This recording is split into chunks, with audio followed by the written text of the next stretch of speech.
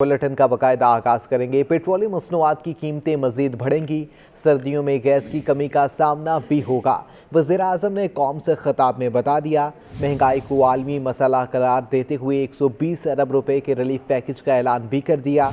कहा 30 बरसों में 2 बड़े खानदानों ने पैसा चोरी किया, वो आधा पैसा वापस कर दें तो हर चीज़ की कीमत आधी कर दूंगा। हमारे मुल्क में कितनी बढ़ी है तेल की कीमत? 33%।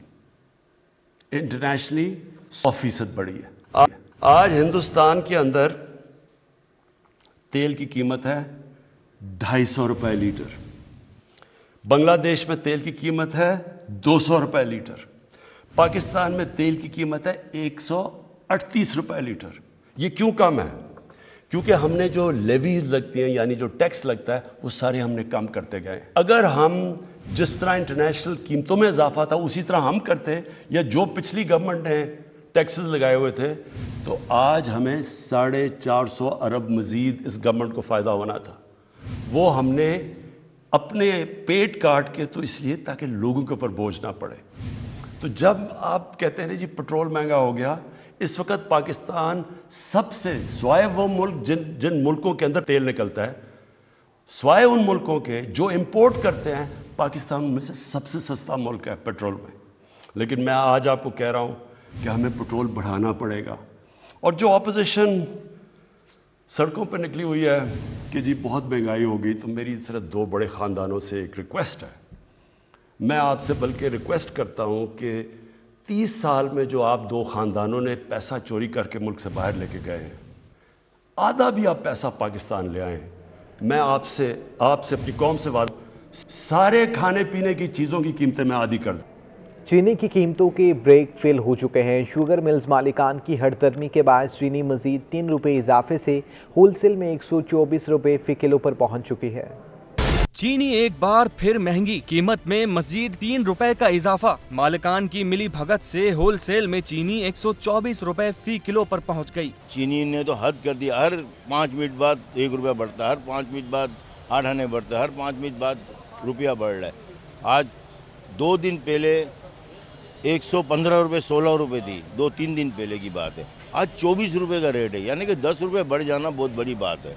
शहरी भी महंगाई के तेजी से घूमते पहिए से परेशान हो गए। कहते हैं हुकूमत क्या कर रही है? चीनी, आटा, तेल, घी सब महंगे होते जा रहे हैं, बच्चों को क्या खिलाएं? और 150 रुपए की चीनी है, ये तो जरूर की दाल तो चलो चटनी बना के भी आदमी खा लेता है, लेकिन ये चीजें तो इतनी महंगी है, तो ये कौन करेगा पूरी? हर चीज महंगा है। आटा महंगा है, चीनी महंगा, दाल महंगा, चावल महंगा, और ये घी महंगे। अब किधर जावे आदमी? 800 का 1000 का काम करे, कैसा पूरा कर सकता है? मुल्क का हाल अहवाल ये लोग आपस में निपटें, जो भी है इनके मामलात हैं वो आपस में करें, लेकिन कम से कम गरीब आदमी के लिए तो कोई रास्ता जो है ना सही करे, ताकि जो है ना गरीब आदमी इस मुल्क में रह सके। बढ़ती हुई महंगाई ने जहां कारोबारी तबके को मुतासिर किया, वहीं ये इम्कान भी जाहिर किया जा रहा है कि रिटेल में चीनी 130 रुपए फी किलो से भी तजावुज कर जाएगी। कैमरामैन इब्राहिम खान के हमरा बसीम इफ्तिखार, सिटी 21। हुकूमत और पेट्रोलियम डीलर्स एसोसिएशन के दरमियान मामला तय पा चुके हैं। मुल्क में पेट्रोल पंप्स की बंदिश का खतरा भी टल चुका है। वजारत पेट्रोलियम में वज़ीर petroleum Hammad Azhar, secretary petroleum DG oil और चेयरमैन ओगरा ने पेट्रोलियम डीलर्स एसोसिएशन के वफ़द से तफसीली मुज़ाकरात किए।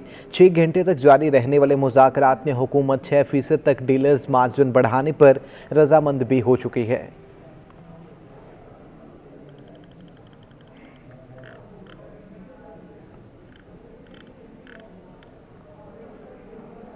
के इलेक्ट्रिक की फ्यूल एडजस्टमेंट कीमत में इजाफे की दरख्वास्त। सितंबर के महीने के लिए फ्यूल एडजस्टमेंट कीमत में 3 रुपये 45 पैसे इजाफे के मामले पर नेपरा में अवामी समाअत हुई है।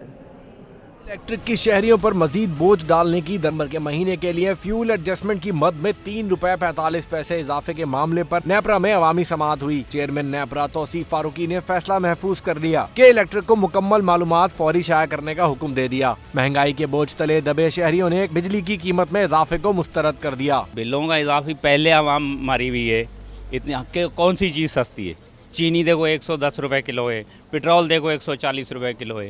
गरीब तो पहले पिसा हुआ है और ये बिजली बढ़ाएंगे तो और कहाँ जाएगी? आवाम तो बददुआएं देगी।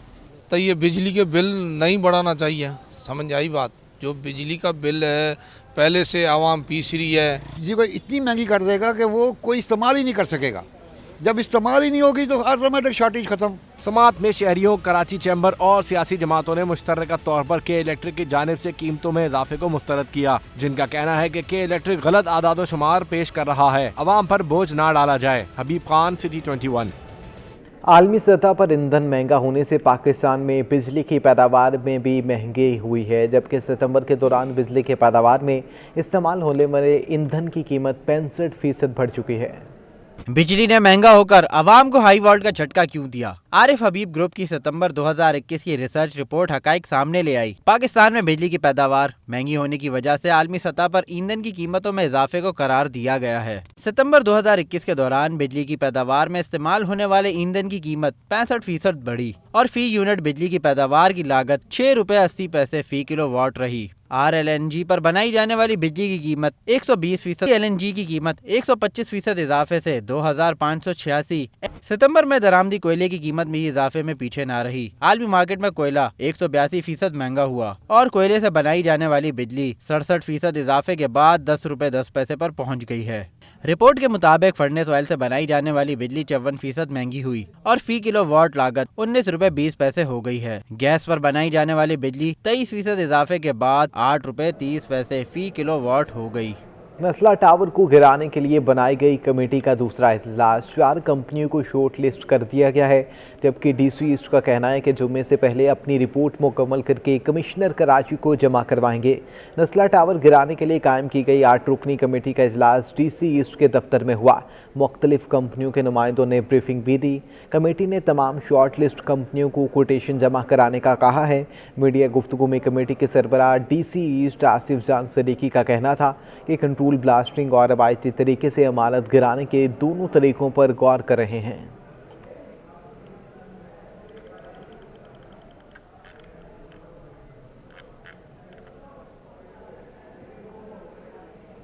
अदालत उज़्मा की जानिब से शहर में गैर कानूनी तामीरात के खिलाफ सख्त तरीन अहकाम के बावजूद मुख्तलिफ इलाकों में रहायशी प्लॉट्स पर गैर कानूनी इमारतों की तामीर ताहाल जारी है।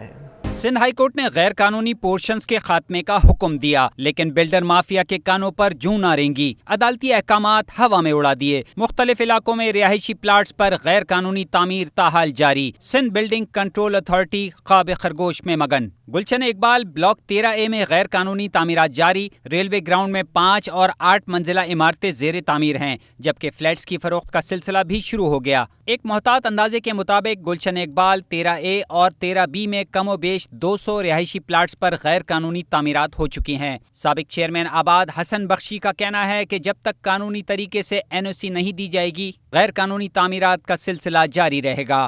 कानूनी तरीके से काम करने वाले बरसों से NOC की मंजूरी के मुंतजिर हैं। कल जैसे कोई कोर्ट का ऑर्डर आ जाएगा, ये सब ढेर मट्टी का ढेर हो जाएगा, कुछ भी नहीं मिलेगा। इसलिए मैं समझता हूँ कि हमारी यहाँ पर जो भी जिम्मेदारान हैं इस मुल्क के, मैं शहर के तो नहीं कहता क्योंकि मुझे शायद उम्मीद नहीं है यहाँ से कुछ होगा, इस मुल्क के जो जिम्मेदारान हैं उन्होंने इस पे भरपूर देखना चाहिए कि ये शहर के साथ क्या तबाही का खेल हो रहा है और हम सब खामोश बने हुए हैं। कच्ची आबादियों समेत शहर के तमाम अजला में गैर कानूनी तामीरात और पोर्शंस का कयाम बदस्तूर जारी है। अलबत्ता खरीदो फरोख्त में नुमाया कमी देखने में आ रही है। कैमरामैन एहसन इकबाल के हमरा रिजवान अहमद, सिटी 21। कराची में डेंगू के वार जारी हैं। गुज़िश्ता 24 घंटों के दौरान मज़ीद 40 केसेस सामने आ चुके हैं। डेंगू मच्छर के काटने से सबसे ज़्यादा 11 अफराद ज़िला बस्ती में मुतासिर हुए। ज़िला कुरंगी और जनूबी में डेंगू के 9 केसेस सामने आए। ज़िला शर्की में 6, मलेर में 3 और ज़िला गरबी में ख़तरनाक मच्छर के काटने से 2 अफराद मुतासिर हो चुके हैं।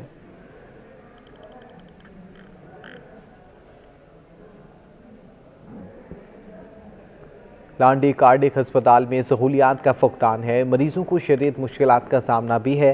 बल्दिया उज़्मा के तहत चलने वाले लांडी कार्डिक अस्पताल में सहूलियात का बड़ा फुकदान है। अस्पताल में दोपहर के बाद तमाम वार्ड्स बंद, जबकि बुनियादी टेस्ट भी नहीं किए जा रहे। लांडी कार्डिक एमरजेंसी को सुबह के औकात में सिर्फ OPD के तौर पर चलाया जाने लगा है।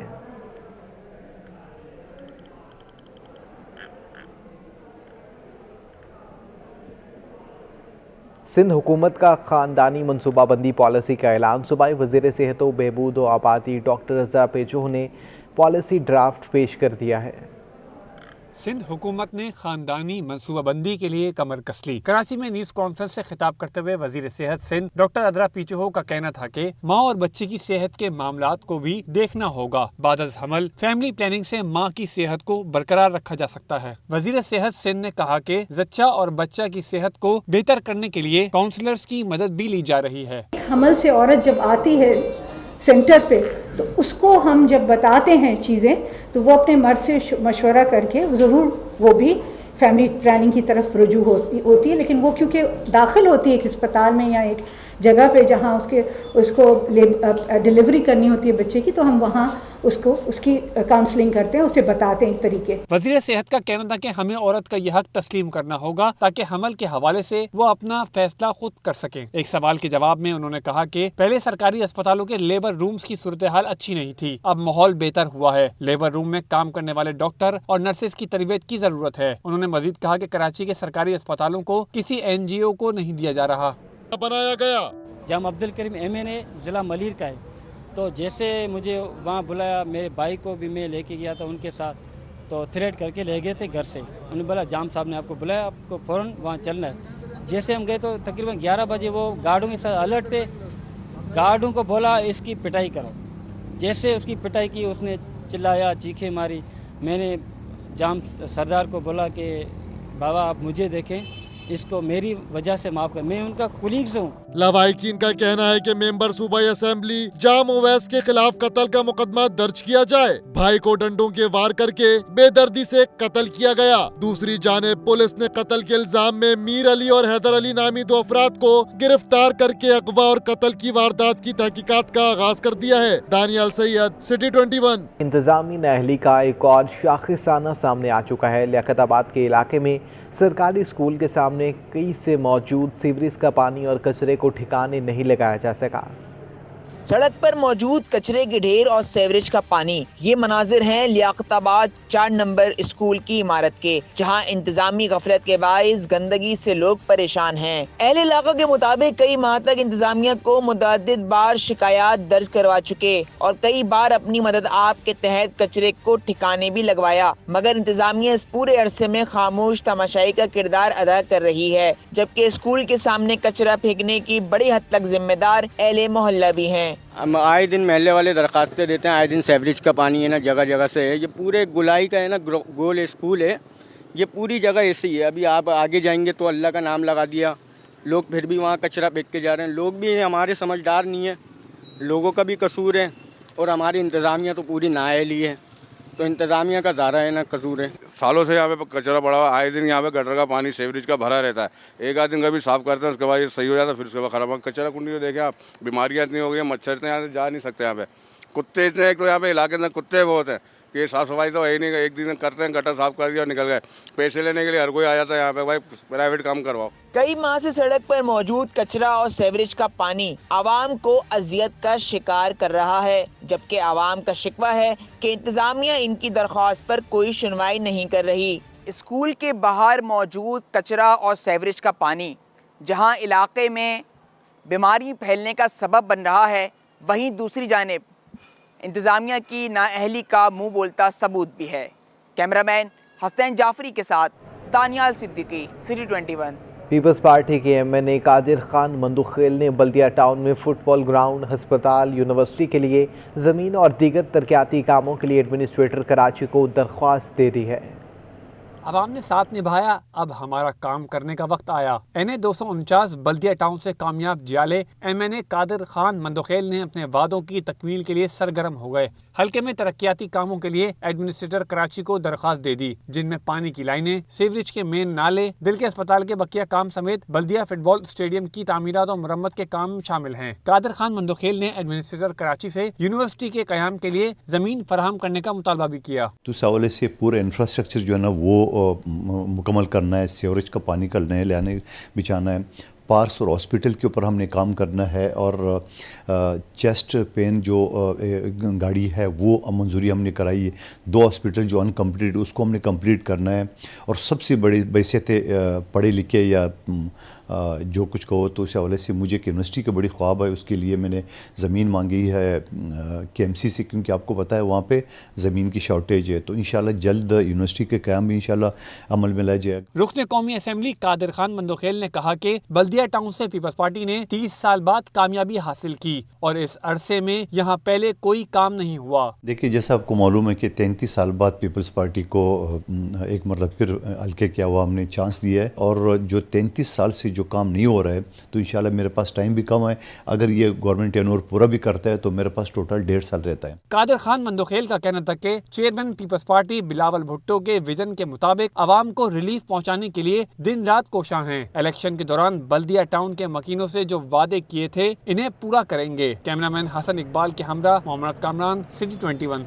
साबिक मेयर कराची वसीम अख्तर के दौर में कितनी भर्तियां हुई? एडमिनिस्ट्रेटर कराची मुर्तज़ा वहाब ने KMC के तमाम महकमों से 24 घंटे में रिकॉर्ड तलब कर लिया है। गुज़िश्ता 5 साल का रिकॉर्ड आज शाम 4 बजे तक फराहम करने की हिदायत कर दी।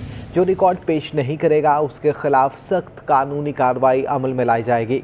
साबिक मेयर कराची वसीम अख्तर के दौर में कितनी भर्तियां हुई हैं? एडमिनिस्ट्रेटर कराची मुर्तज़ा वहाब ने KMC के तमाम महकमों से 24 घंटे में रिकॉर्ड तलब कर लिया है। गुज़िश्ता 5 साल का रिकॉर्ड आज शाम 4 बजे तक फराहम करने की हिदायत की गई है। जो रिकॉर्ड पेश नहीं करेगा उसके खिलाफ सख्त कानूनी कार्रवाई अमल में लाई जाएगी।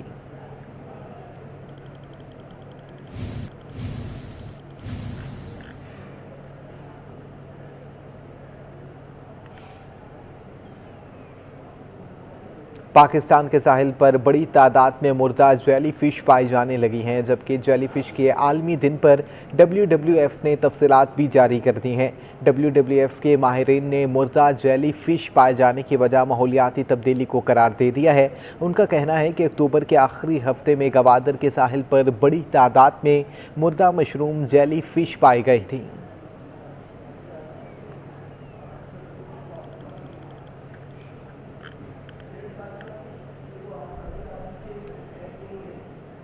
तीन माह 13 रोज़ बाद कराची के साहिल पर फंसने वाला बहरी जहाज़ हैंगटोंग रवाना हो चुका है। जहाज़ के मालिक की जानिब से वाजिबात की अदायगी और कानूनी कार्रवाई मुकम्मल करने के बाद जहाज़ को जाने की इजाज़त दी गई है। बहरी जहाज हैंगटोंग 77 कराची पोर्ट से रवाना हो गया। हैंगटोंग जहाज 3 माह 13 रोज बाद कराची पोर्ट से रवाना हो गया। KPT टग बोट्स ने जहाज को चैनल से बाहर पहुंचाया। शिपिंग एजेंट कैप्टन आसिम का कहना था कि पोर्ट हुकाम को रवाना होने की इत्तला दे दी। शिपिंग एजेंट कैप्टन आसिम का कहना है कि जहाज के मालिक की जानिब से वाजिबात की अदायगी और कानूनी कार्रवाई मुकम्मल करने के बाद जहाज को ले जाने की इजाजत दी गई। जहाज के मालिक की जानिब से जहाज के वाजिबात की मद में 1,55,48,000 रुपए अदा किए गए। शिपिंग एजेंट का कहना है कि जहाज की रवानगी से कबल जहाज का क्रू उतर गया।